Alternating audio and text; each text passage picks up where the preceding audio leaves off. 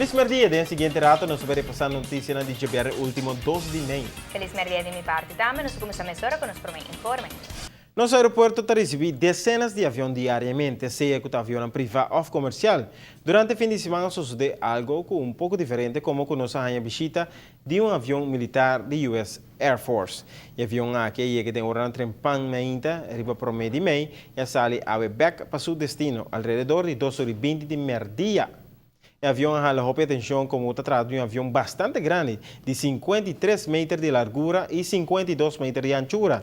Para mim, o avião lança vuelo, diferentes pessoas vai para a banda de pista e vice aqui. Ayo. Nosso colega Aishel também acudiu no sítio e fala a seguinte reportagem.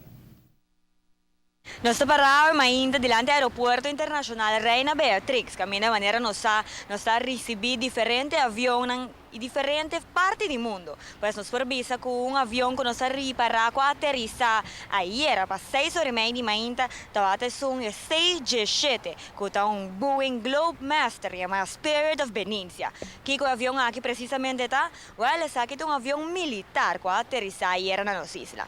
For de vocês de AAA, nós podemos compreender que ela vem aqui na nossa isla para trazer algum equipo para o corpo militar, mas também para participar em algum exercício com o corpo militar.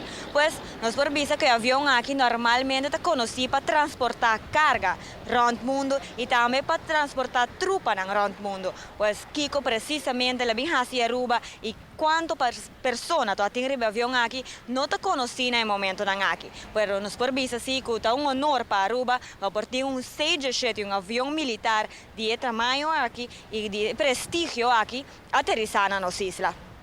Para notícia, boa noite, a mitad, Simon.